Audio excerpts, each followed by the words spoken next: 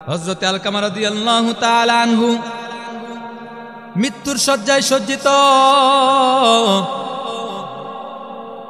সাহাবায়ে কেরাম আল্লাহর রাসূল সাল্লাল্লাহু আলাইহি ওয়াসাল্লামকে বলতেছেন, ইয়া রাসূলুল্লাহ, আপনার সাহাবী হযরত আলকামা মৃত্যুর শয্যায় সজ্জিত, কিন্তু আপনার সাহাবীর মুখ থেকে কালিমা বের হয় না। আল্লাহর নবী সাল্লাল্লাহু আলাইহি ওয়াসাল্লাম সাথে সাথে আলকামার বাড়িতে চলিয়া গেলেন। আলকামার বাড়িতে যাওয়ার পরে আল্লাহর নবী দেখতেছেন আলকামার মুখ দিয়ে কালিমা বের হয় না। আলকামার চোখগুলা বড় বড় হয়ে যাচ্ছে, আলকামার মুখ একেবারে মলিন হয়ে যাচ্ছে, আলকামার হাত পা বাঁকা হয়ে যাচ্ছে। আলকামা রাদিয়াল্লাহু তাআলা আনহুর সামনে আল্লাহর নবী এই অবস্থা দেখে আল্লাহর নবী বলতেছেন, আল্লাহর নবী দুই হাত উঠে আল্লাহর কাছে দোয়া করতেছেন, আয় আল্লাহ, আমার যে আলকামা কোনদিন নামাজ ছাড়ে নাই, আমার যে আলকামা কোনদিন রোজা ছাড়ে নাই, আমার আলকামা আমার সাথে সুন্দর ব্যবহার করত, আমার প্রত্যেকটা কথা মানত, আয় আল্লাহ আপনার প্রত্যেকটা হুকুম আলকামা মানত, অথচ আজকে আলকামার মৃত্যু শয্যায় সজ্জিত, আলকামার মুখ দিয়ে কালিমা নসিব হচ্ছে না, আয় আল্লাহ প্রিয় আলকামার মুখ দিয়ে কালিমা নসিব করিয়া দিন। আলকামার মুখ দিয়ে কালিমা বের হয় না। আল্লাহ এবার ডাক দিয়া বলে, নবী গো, আপনি আজকে হাত নামায়া লন, কেননা আলকামার মা এখনো দুনিয়াতে বেঁচে আছে, আগে আলকামার মার কাছ থেকে খবর নেন। আল্লাহর নবী সাল্লাল্লাহু আলাইহি ওয়াসাল্লাম আলকামার বাড়িতে চলে গেলেন। আলকামার বাড়িতে যাওয়ার পরে আলকামার মার নিকট চলে গেলেন। আলকামার বাড়ির ভিতরে গিয়া আল্লাহর নবী সাল্লাল্লাহু আলাইহি ওয়াসাল্লাম বলেন, আসসালামু আলাইকুম ইয়া আহলাল বাইত, হে ঘরওয়ালা, কই আপনি? আপনার সন্তান আলকামার মুখ দিয়ে কালিমা বের হয় না। আপনার আলকামাকে আপনার সাথে কোনোদিন খারাপ ব্যবহার করছে? আপনার আলকামার কি কোনো দোষ আছে কিনা? আপনার আলকামা নাকি সব সময় নামাজ আদায় করত, আপনার আলকামা নাকি রমজানে সব সময় রোজা রাখত, আপনার আলকামা নাকি আল্লাহর প্রত্যেকটা হুকুম মানত, আপনার আলকামা নাকি আমার প্রত্যেকটা সুন্নত মানত, তবে আপনার আলকামার মুখ দিয়ে কেন কালিমা বের হয় না? আল্লাহর নবী সাল্লাল্লাহু আলাইহি ওয়াসাল্লামকে ওই সাহাবীর মা ডাক দিয়া বলে, আল্লাহর নবী,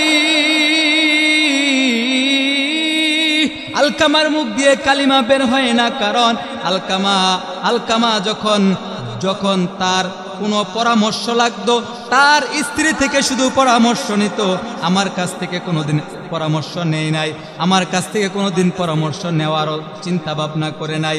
এই জন্য আমার অন্তরে খুব ব্যথা। আলকামা কোনোদিন আমার থেকে পরামর্শ নেই নাই, এই জন্য আমার অন্তরে খুব ব্যথা। আলকামার মাকে আমার নবী ডাক দেওয়া, মা, আপনি আপনার সন্তানকে ক্ষমা করে দিন।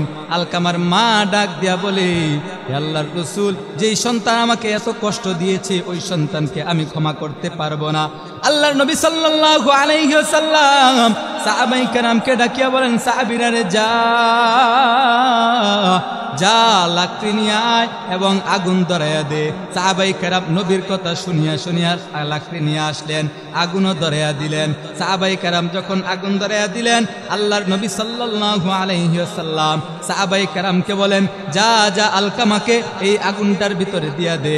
এই কথা বলার পরে আলকামার মা দূর থেকে দেখিয়া ওই আলকামার মা সামনে চলে আসলেন। আলকামার মা সামনে চলে আইসা নবীকে ডাক দিয়া বলেন, নবী গো, আপনি আমার আলকামাকে এই আগুনের ভিতরে দিয়েন না, কেননা আমার সামনে আপনি আমার সন্তানকে আগুনে দিবেন, আমি মা তা সহ্য করতে পারবো না। ও নবী, আপনি আমার সন্তান আলকামাকে আগুনে দিয়েন না। এই কথা আলকামার মা নবীকে বলতেছেন, নবী, আপনি আলকামাকে আগুনে দিয়েন না, কেননা আমি আলকামার মা, আমি তা সহ্য করতে পারবো না। وَقَضَى رَبُّكَ أَلَّا تَعْبُدُوا إِلَّا إِيَّاهُ وَبِالْوَالِدَيْنِ إِحْسَانًا।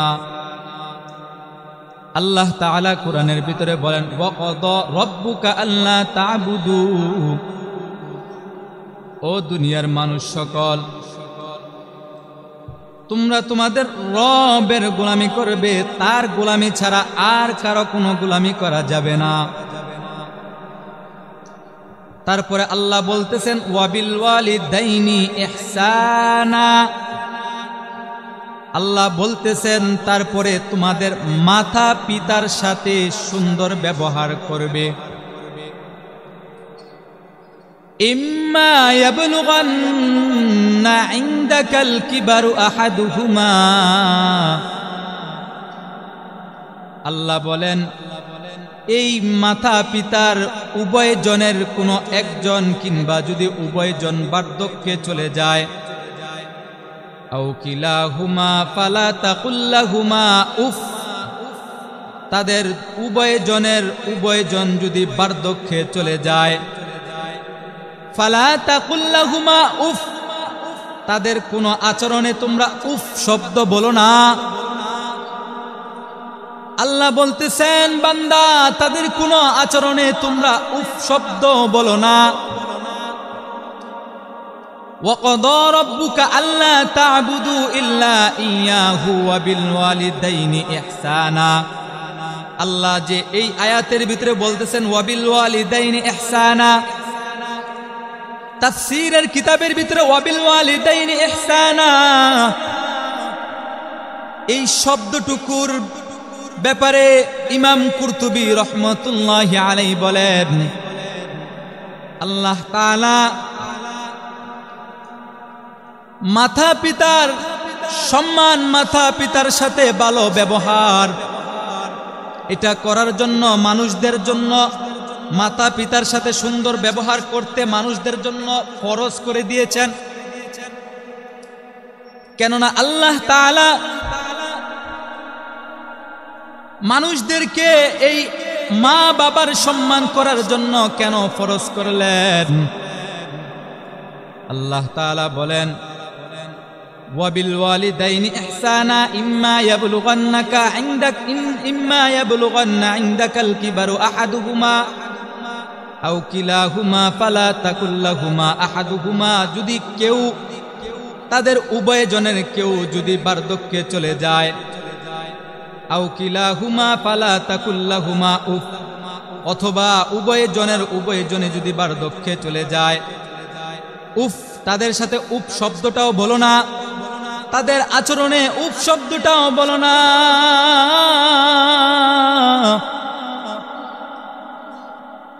ওয়ালা তানহারহুমা ওয়া কুল লাহুমা কওলান কারীমা, তাদের সাথে সুন্দরভাবে সুন্দর আচরণ করবে, সুন্দরভাবে কথা বলবে। কেননা তোমাদের মাতা পিতা যদি বৃদ্ধ হয়ে যায়, যেমন ভাবে দুনিয়ার ভিতরে বাচ্চাগুলা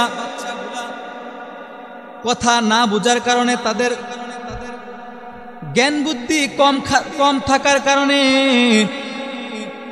বাচ্চারা কথা বুঝে না, তাদেরকে ডাক দেওয়ার পরেও তারা কথা বুঝে না, হাজার বলবেন তবে তারা কথা বুঝবে না। বাচ্চারে হাজার ডাক দিবেন কথা বুঝবে না। ঠিক তেমনি ভাবে মাতা পিতাও যখন বৃদ্ধ হয়ে যায়, তখন ওই মাতা পিতাও কেমন যেন বাচ্চা সুলভ হয়ে যায়। আর যখন তারা বাচ্চা সুলভ হয়ে যায়, তখন তারা একটু কথার ভিতরে এলোমেলো করে ফেলে। তার মানে এরকম না তোমরা তোমাদের পিতা মাতার সাথে উফ বা কোনো খারাপ ব্যবহার করবে, কেননা তোমরা তোমাদের পিতা মাতার সাথে সুন্দর আচরণ করবে। আল্লাহ তাআলা ভিন্ন আয়াতের ভিতরে বলতেছেন, আল্লাহ তাআলা সূরা বাকারার প্রথম 83 নম্বর আয়াতের ভিতরে বলতেছেন ওয়া ইয আখাযনা মিসাকা বানি ইসরাঈলা লা তা'বুদুনা ইল্লাল্লাহ। আল্লাহ সূরা বাকারার ভিতরে বলতেছেন আমি বনি ইসরাঈলের জন্য প্রতিশ্রুতি দিয়েছিলাম যে হে বনি ইসরাঈলের লোকেরা, ওয়াবিল ওয়ালিদাইনি ইহসানা, তোমরা মাতা পিতার সাথে সুন্দর আচরণ করবা, সুন্দর আচরণ করো।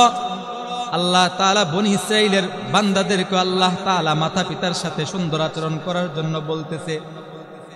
সূরা আহকাফের ভিতরে আল্লাহ তাআলা বলতেছেন ওয়া ওয়াসাইনাল ইনসানু বিওয়ালিদাইহি ইহসানা, আল্লাহ তাআলা বলেন, দুনিয়ার ভিতরে আমি মানুষ প্রেরণ করলাম, ও মানুষেরা তোমরা তোমাদের মাতা পিতার সাথে সুন্দর আচরণ করো। হামালাতহু উম্মুহু কুরহা ওয়া ওয়াদাআতহু কুরহা।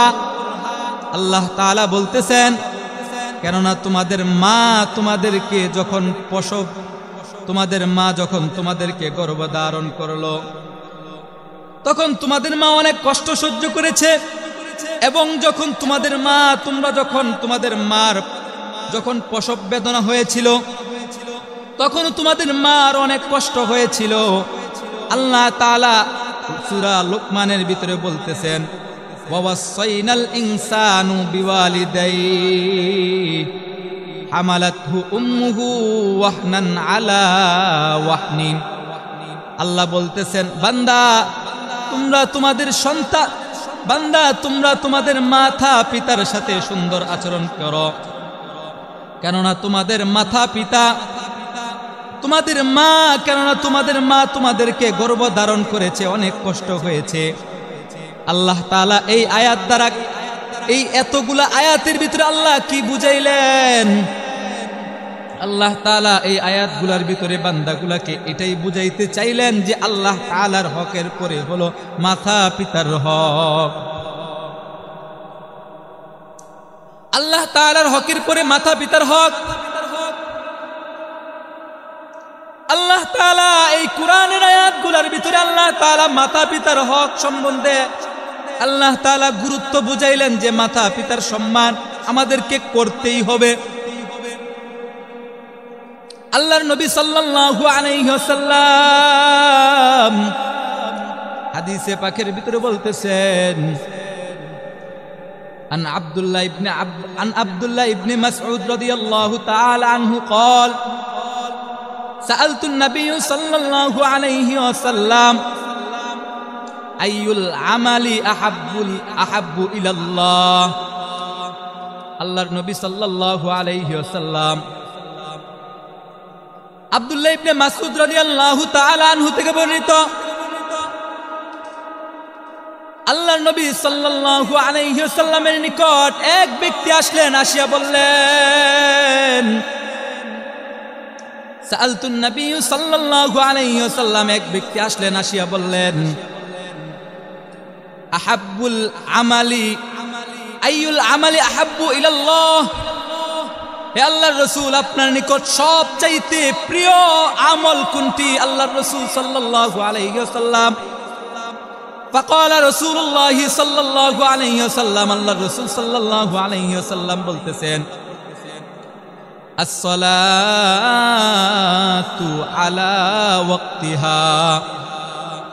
আল্লাহর নবী সাল্লাল্লাহু আলাইহি ওয়াসাল্লাম বলতেছেন, সর্বপ্রথম আমার নিকট যেটা একেবারে প্রিয় আমল সেটা হলো সময় মতো নামাজ আদায় করা।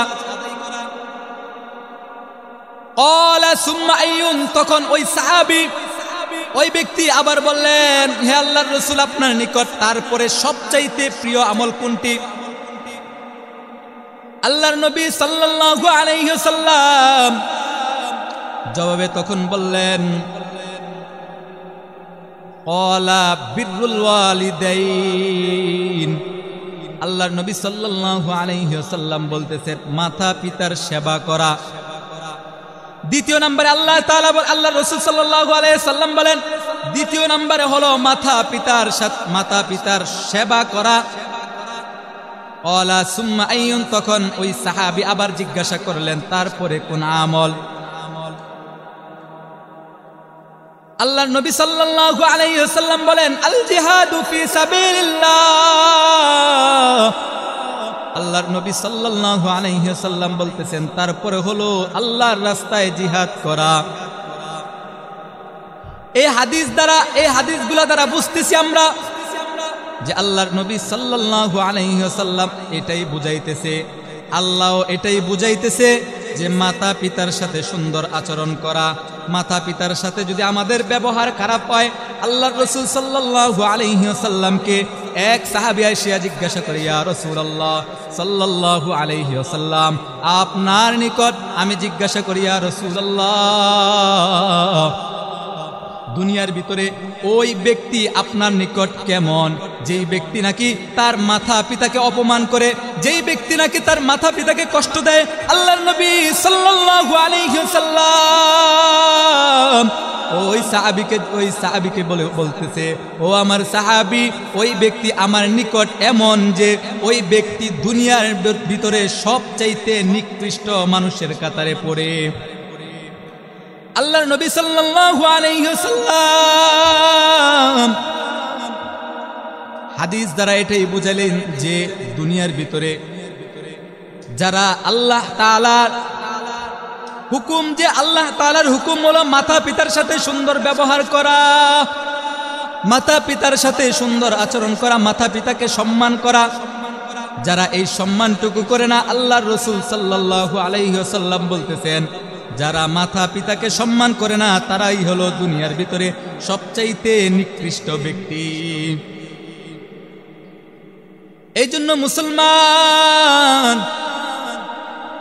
মাতা পিতাকে বেশি বেশি সম্মান করা, মাতা পিতার সাথে ভালো ব্যবহার করা, মার সাথে ভালো ব্যবহার করা। এখন বর্তমান সময়ে আমাদের ভিতরে একটা ভাইরাস, যে আমাদের অধিকাংশই মানুষ মাতা পিতার সাথে খারাপ ব্যবহার করে, মাতা পিতার সাথে খারাপ আচরণ করে, ব্যবহার সুন্দর করে না। আল্লাহর নবী সাল্লাল্লাহু আলাইহি ওয়াসাল্লামের জলিলে কদর সাহাবী হযরতে আলকামা রাদিয়াল্লাহু তাআলা আনহু, হযরতে আলকামা রাদিয়াল্লাহু তাআলা আনহু মৃত্যুর শয্যায় সজ্জিত। সাহাবায়ে কেরাম আল্লাহর রাসূল সাল্লাল্লাহু আলাইহি ওয়াসাল্লামকে বলতেছেন, ইয়া রাসূলুল্লাহ, আপনার সাহাবী হযরতে আলকামা মৃত্যুর শয্যায় সজ্জিত, কিন্তু আপনার সাহাবীর মুখ থেকে কালিমা বের হয় না। আল্লাহর নবী সাল্লাল্লাহু আলাইহি ওয়াসাল্লাম সাথে সাথে আলকামার বাড়িতে চলিয়া গেলেন।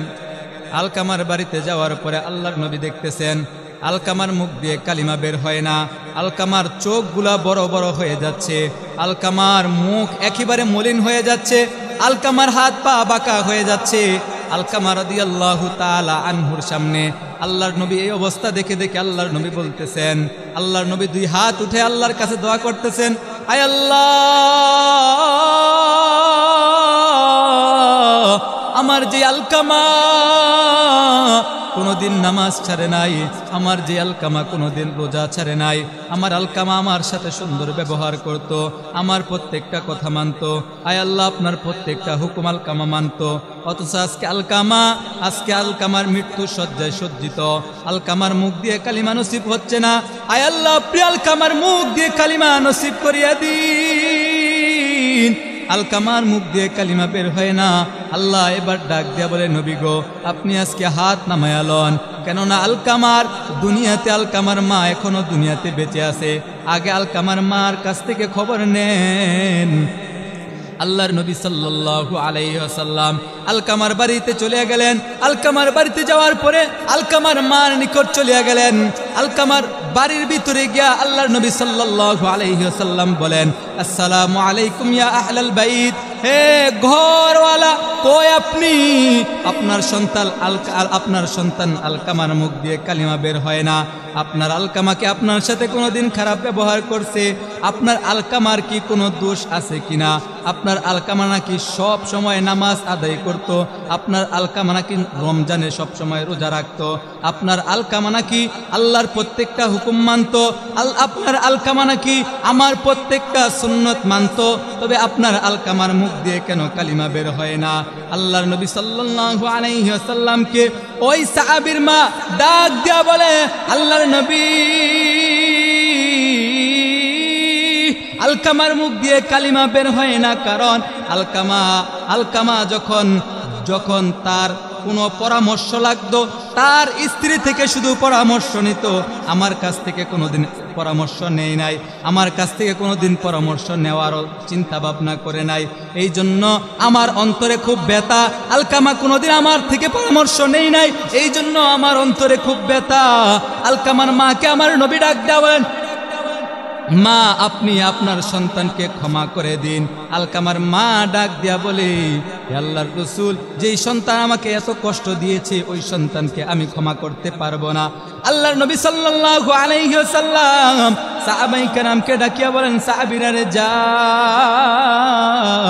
যা লাকড়ি নিয়ে আয় এবং আগুন ধরাইয়া দে। সাহাবায়ে কেরাম নবীর কথা শুনিয়া শুনিয়া লাকড়ি নিয়ে আসলেন, আগুনও ধরাইয়া দিলেন। সাহাবায়ে কেরাম যখন আগুন ধরাইয়া দিলেন, আল্লাহর নবী সাল্লাল্লাহু আলাইহি ওয়াসাল্লাম সাহাবায়ে কেরামকে বলেন, যা যা আলকামাকে এই আগুনটার ভিতরে দিয়া দে। এই কথা বলার পরে আলকামার মা দূর থেকে দেখিয়া দেখিয়া ওই আলকামার মা সামনে চলে আসলেন। আলকামার মা সামনে চলে আইসা নবীকে ডাক দিয়া বলেন, নবী গো, আপনি আমার আলকামাকে এই আগুনের ভিতরে দিয়েন না, কেননা আমার সামনে আপনি আমার সন্তানকে আগুনে দিবেন, আমি মা তা সহ্য করতে পারবো না। ও নবী, আপনি আমার সন্তান আলকামাকে আগুনে দিয়েন না। এই কথা আলকামার মা নবীকে বলতেছেন, নবী আপনি আলকামাকে আগুনে দিয়েন না, কেননা আমি আলকামার মা, আমি তা সহ্য করতে পারবো না। দুনিয়ার ভিতরে যত মানুষ দেখেন না কেন, সবাই আপনাকে আমাকে মোহাব্বত করে একমাত্র স্বার্থ নিয়া। দুনিয়ার ভিতরে ভাই ভাইকে মোহাব্বত করে স্বার্থের জন্য, ভাই বোনকে মোহাব্বত করে স্বার্থের জন্য, বোন ভাইকে মোহাব্বত করে স্বার্থের জন্য, স্ত্রী স্বামীকে মোহাব্বত করে স্বার্থের জন্য, স্বামী স্ত্রীকে মোহাব্বত করে স্বার্থের জন্য। শুধু চারজন শুধু আমাকে আপনাকে মোহাব্বত করে কোনো স্বার্থ ছাড়া। এক নম্বরে হলো আমার আল্লাহ। একটু আমার সাথে চিল্লান দিয়ে বলেন আল্লাহ, আরো জোরে বলে আল্লাহ। এক নম্বরে আমাকে মোহাব্বত করে কে? স্বার্থ ছাড়া মোহাব্বত করে কে? দুই নম্বরে হলো আমার নবী। বুকের ভিতরে হাত লাগায় বলেন আমার নবী। দুই নম্বরে মোহাব্বত করে কে? স্বার্থ ছাড়া মোহাব্বত করে কে? আমার নবী। দুই নম্বরে আমার নবী একইবারে স্বার্থ ছাড়া মোহাব্বত করে। তিন নম্বরে আর কেউ মোহাব্বত করে না, তিনি হলেন আমার মা।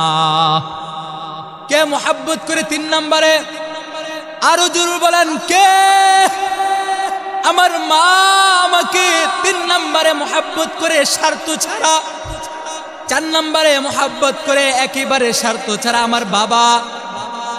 দুনিয়ার ভিতরে যাকেই দেখেন না কেন সব স্বার্থের জন্য আমাকে আপনাকে মোহাব্বত করে। এ বাবা আমাকে আমার ভাই আমাকে মোহাব্বত করে একমাত্র স্বার্থের জন্য। আমার বোন আমাকে মোহাব্বত করে স্বার্থের জন্য। আমার ভাই আমাকে মোহাব্বত করে স্বার্থের জন্য।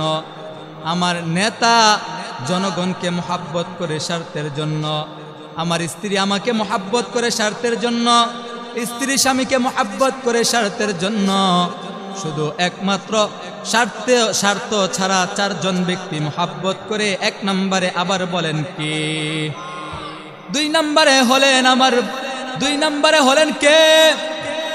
তিন নম্বরে কে? চার নম্বরে কে? এই চারজন একেবারে আমাকে স্বার্থ ছাড়া মোহাব্বত করে। এ আল্লাহর বান্দা, সন্তান 3-4 বছর যাবত বিদেশে। সন্তান হঠাৎ মাকে ফোন দিয়া বলে, মা আমি বাড়িতে ফিরবো, আমি ঈদ করব তোমাদের সাথে রমজানে। এই রমজানের ঈদ আমি তোমাদের সাথে করব। মাকে বলে, মা আমি এই রমজানের ঈদ শুধু তোমাদের সাথে করবই না, ঈদের যত খরচ লাগে সব খরচ নিয়ে আমি চলে আসব। যখন 27 রমজানের দিন চলে আসলো, হঠাৎ বাবার মোবাইলে কল করিয়া সন্তান বলতেছে, বাবা আমি আজকে রাত 10টার দিকে আসিয়া ঢাকায় পৌঁছবো। বাবা সাহরি আজকে আমি তোমাদের সাথেই করব। সন্তান এই কথা বলার পরে বাবার মনেও খুশি, মায়ের মনেও খুশি। মা বাবা উভয়জনে মানুষের কাছে গর্ব করিয়া করিয়া বলে, আহারে আমার সন্তান আজকে বাড়িতে আসবে, আমার সন্তান অনেক দিন পর, আমার কলিজার টুকরা সন্তান আসবে। বাবাকে এই কথা বলার পরে যখন রাত্রি হয়ে গেল, রাত যখন ভোর রাত্রি হয়ে গেল, 2টা-3টা বেজে গেল, সন্তানের কোনো খবর নাই। রাত 2টা-3টা বাজিয়া গেল, সন্তানের কোনো খবর নাই। এবার মার মন আর মানে না, কেননা মা স্বার্থ সারা মোহাব্বত করে, দুনিয়ার সবাই স্বার্থ নিয়া নিয়া মোহাব্বত করে, দুনিয়ার ভিতরে 4জন ব্যক্তি স্বার্থ ছাড়া মোহাব্বত করে, তার মধ্যে একজন হলো মা। মার মন আর মানে না, মা বলে, স্বামী গো, আমার সন্তান এখনো আসতেছে না কেন? এবার স্বামী ডাক দে বলে, বিবি আমার সন্তান আসতেছে না, কেননা এখন ঈদের দিন, ঈদের সিজন, যেই কারণে আমার সন্তান হয়তোবা জ্যামের ভিতরে আটকে আছে। সকাল 9টা-10টা বেজে গেল, সন্তানের কোনো খবর নাই। মা আবারও বলতেছে, স্বামী গো, আমার সন্তানের কোনো খবর নাই কেন? স্বামী স্ত্রীকে ডাক দেয়া বলে, বিবি গো, আমার সন্তান আসবে, তুমি টেনশন করো না। কিছুক্ষণ পরে স্বামীর মন আর ভালো লাগে না, স্বামীও ঘর থেকে বের হয়ে গেলেন। বের হয়ে উঠানের ভিতরে হাঁটাচলা করতেছেন। বাবার মন মানে না, বাবাও, কেননা বাবাও স্বার্থ ছাড়া ভালোবাসে।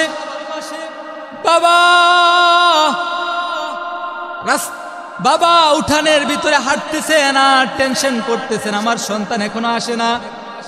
কিছুক্ষণ পরে দেখতেছেন হঠাৎ করে ফোন চলে আসলো। বাবা ফোনটা রিসিভ করে বলেন, আসসালামু আলাইকুম ওয়া রাহমাতুল্লাহ। দেখতেছেন অপর প্রান্ত থেকে সন্তানের আওয়াজ শোনা যায় না।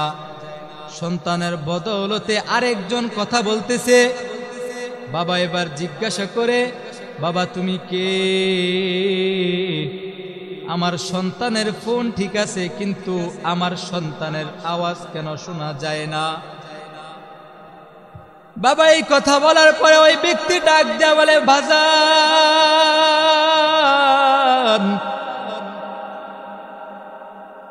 এই মোবাইলটা আমি রাস্তার ভিতরে পরে পাইলাম, কেননা পথিমধ্যে ঢাকা থেকে যাওয়ার 2500 যাওয়ার একটা গাড়ি পথিমধ্যে অ্যাক্সিডেন্ট করেছে। এই অ্যাক্সিডেন্টের পর অনেকজন আল্লাহর বান্দা দুনিয়া থেকে বিদায় নিয়ে গেছে। অনেকগুলা লাশ এখানে উপস্থিত। বাবাকে বলতেছেন, বাবা আপনার সন্তান যদি এখানে থাকে, আপনি এখনো বাড়িতে কি করতেছেন? আসেন, আপনার সন্তানকে আসিয়া নিয়ে যান। আপনার সন্তান বেঁচে আছে কিনা মরে গেছে, আপনি আপনার সন্তানকে দেখে যান। বাবা এই কথা শোনার পরে বাবার মন আর মানে না। বাবা চিৎকার দিয়ে যখন রওনা হয়ে গেলেন, মা এদিক দিয়ে যখন চিৎকার শুনলেন, মা মনে করলো না জানি আমার সন্তান কাছে চলে আসছে, হয়তোবা আমার স্বামী খুশিতে চিৎকার দিয়েছে, আমার সন্তান মনে হয় বাড়ির পাশে চলে আসছে। সন্তানগুলাকে, অন্যান্য সন্তানগুলাকে ডাক দেয়া বলে, সন্তানেরা কই? আয় আয়, তোর ভাই মনে হয় চলে আসছে, আয়। আমার সন্তানের জন্য বিছানা, নতুন বিছানা বিছায়া দে, বালিশের কভার গুলা খুলিয়া খুলিয়া নতুন বালিশের কভার লাগায়া দে, আমার সন্তানের জন্য গরম পানি করিয়া নে, আমার সন্তান আসিয়া গোসল করবে। মা এই কথা বলার পরে বাবা ওদিক দিয়ে যখন স্পটে চলিয়া গেলেন, যাওয়ার পরে দেখতেছেন অনেকগুলা লাশ। বাবা লাশগুলা দেখে বাবার মন আর মানে না। বাবা লাশগুলা দেখে দেখে একটা একটা করে কাপড় উঠায় আর মনের ভিতরে কৌতূহল বাড়ে, একটা একটা করে কাপড় উঠায় আর কৌতূহল বাড়ে। শেষ যখন বাবা একেবারে কাপড় উঠাইলেন, উঠানোর পরে দেখতেছেন সন্তানের লাশ। বাবা আর সহ্য করতে পারে না, বাবা চিৎকার দিয়া বলে, হেরে বাবা, তুই দুনিয়া থেকে বিদায় নিয়ে গেলি, তোর মা তোর জন্য কত আয়োজন করেছে রে বাবা, তোর মা তোর জন্য কত আয়োজন করলো। আজকে ৬-৭ দিন যাবৎ তোর মা ঘুমায় না। সন্তান আসবে, সন্তান মা বলে ডাক দিবে, অনেক বছর পর সন্তান আসবে, তোর মা খুশিতে ঘুমায় না। এরে বাবা, তুই দুনিয়া থেকে বিদায় নিয়ে গেলি, এখন বল তোর মাকে আমি কোন বুঝ দেব? বাবা ডাক দে বলে, বাবা তুই জানোস নি, যখন তুই বিদেশের বাড়িতে চলিয়া যাস, তুই যখন ঘর থেকে বের হইয়া যাস, তোর মা ঘরের সামনে দাঁড়ায়া দাঁড়ায়া কান্না করে। যখন তুই বাড়ি থেকে চলে যাস, এরকম অনেক দিন দেখলাম তোর মা খাটের ভিতরে, তোর মা নাই, আমার পাশে তোর মা নাই। আমি ঘরের ভিতরে অন্যান্য রুমে তাকায়া দেখলাম, তাও নাই। ঘরের বাহিরে দরজার ভিতরে বসিয়া বসিয়া তোর মা কান্না করে আর বলে, আমার সন্তান। এরকম করিয়া করিয়া তোর মা অনেক দিন কাটাইয়া দিল। বাবারে, এই 3 বছর 4 বছরের ভিতরে, 4টা বছরের ভিতরে 8টা ঈদ, তোর মা এই 8টা ঈদের ভিতরে তোর পরিশ্রমের টাকা দিয়া তোর মার জন্য আমরা শাড়ি আনলাম, আমরা পোশাক আনলাম, আমরা পোশাক পরিধান করলাম, তোর মার জন্য শাড়ি আনিয়া খাটের উপরে রাখলাম। আমরা ঈদের নামাজ পড়তে চলিয়া গেলাম। ঈদের নামাজ শেষ করিয়া করিয়া যখন তোর বাড়িতে চলিয়া আসলাম, আসার পরে দেখতেছি তোর মার জন্য যে শাড়িটা আমি রাখলাম, তোর মা ওই শাড়ি আর পরে নাই।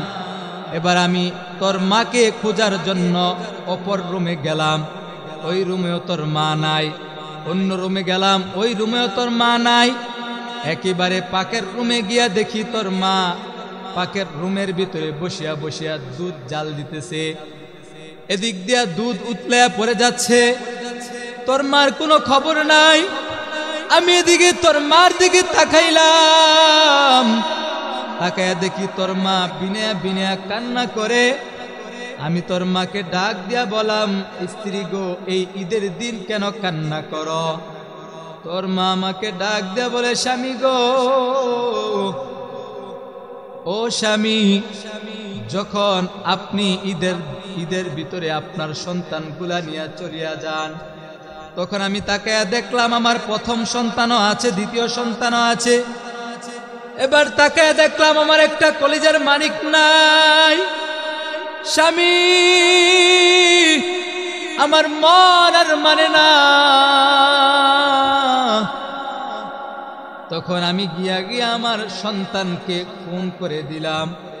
আমার সন্তানকে ফোন দেওয়ার পরে আমার সন্তান বলতেছে, মা আমি খাইছি, সুন্দরভাবে খাইছি, মা ঘুরতেছি, ছুটিতে আসি, মা ঘুরতেছি, অনেক আনন্দ ফুর্তি করতেছি।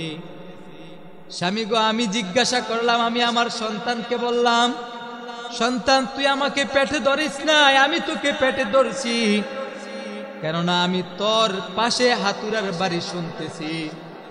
সন্তান আমার সাথে সত্য কথা বল। সন্তান আমাকে ডাক দিয়া বলে, মা মানুষের চাকরি করি, মানুষের গোলামি করি, বেতন নিয়া নিয়া চাকরি করি গো মা, আমাদের জন্য কোনো আনন্দ ফুর্তি নাই, আমাদের জন্য কোনো প্রকার ছুটিও নাই। মা দুনিয়ার সবার জন্য ঈদ, মা আমাদের জন্য ঈদ নাই। মাগো, আমাদের জন্য ঈদ পালন করার মতো কোনো আনন্দ ফুর্তি করার মতো কোনো সুযোগ নাই। মা স্বামীকে ডাক দিয়া বলে, স্বামী গো, দেখো না আমার সন্তান এত কষ্টের টাকা অর্জন করে, এত কষ্ট করে করে টাকা অর্জন করে, এত কষ্টের টাকা দিয়ে আমি কি করিয়া শাড়ি, এই শাড়ি এত কষ্টের কামাইয়ের শাড়ি কি করিয়া আমি গায়ে দেই? স্বামী গো, এই পোশাক আমি পরিধান করতে পারবো না। এবার বাবা সন্তানকে নিয়ে যখন অ্যাম্বুলেন্সে উঠিয়া গেল, অ্যাম্বুলেন্স নিয়া যখন বাড়ির দ্বারে চলিয়া যায়, মা আগের থেকে সন্তানের জন্য বাড়ির পাশে দাঁড়ায়া রইছে। মা দাঁড়ায়া থাইকা যখন দেখতেছে গাড়ি আসতেছে, মা আনন্দ ফুর্তি করতে করতে গিয়া সন্তানগুলাকে ডাক দেয়া বলে, ও আমার সন্তানেরা যাও, আমার সন্তান বোধহয় চলে আসছে, আমার সন্তানের জন্য আমার সন্তানের জন্য ফুলের মালা তৈরি করো। এই কথা বলার পরে দেখতেছে অ্যাম্বুলেন্সটা হুইসেল দিয়া দিয়া বাড়ির উঠানের দিকে ঢুকতেছে। মা এবার চিৎকার দিয়া বলে, আহারে এই মরণ গাড়ি আমার বাড়ি কেন আসলো? কার কপাল যেন পুড়িয়া গেছে। মা বলতেছে, আমার সন্তান। মা অ্যাম্বুলেন্সের দরজা খুলিয়া খুলিয়া দেখতেছে নিজের কলিজার টুকরা সন্তান। আহারে এমন গুমান ঘুমাইছে, আর ফিরিয়া আসার মতো কোনো রাস্তা নাই। নিজের সন্তানকে দেখিয়া বলে, সন্তান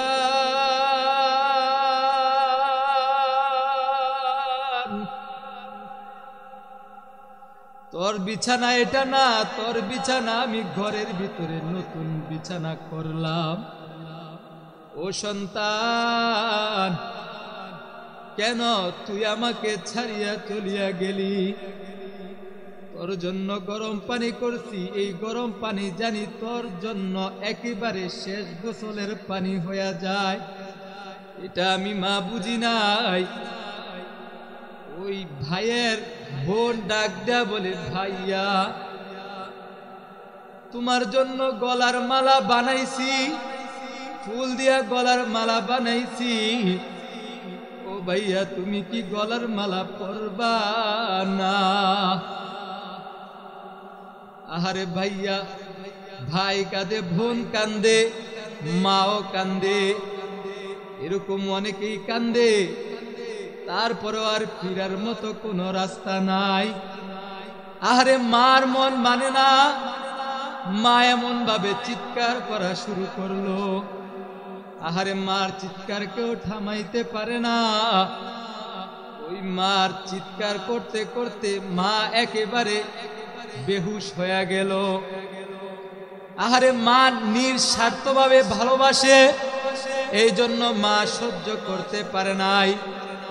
এমনি ভাবে দুনিয়ার ভিতরে আমাদের মা আমাদেরকে নিঃস্বার্থভাবে ভালোবাসে, আমাদের বাবা আমাদেরকে নিঃস্বার্থভাবে ভালোবাসে।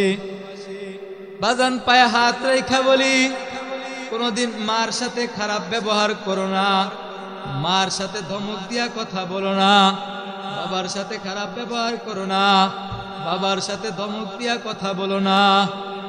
আল্লাহর রাস্তে কোনদিন মা বাবার সাথে খারাপ ব্যবহার করো না। ইনশাআল্লাহ এখন থেকে আর কোনদিন মার সাথে খারাপ ব্যবহার করব না। এরকম কে কে আছি? আর কেউ কোনদিন মার সাথে খারাপ ব্যবহার করব না, বাবার সাথেও খারাপ ব্যবহার করব না। সময় সংক্ষিপ্ত, এই জন্য এলোমেলো কথা বলছি। এলোমেলো কথাগুলোর উপর সর্বপ্রথম আল্লাহ তাআলা আমাকে বুঝা মানা আমল করার তৌফিক দান করুক এবং আপনাদের সবাইকে বুঝা মানা আমল করার তৌফিক দান করুক।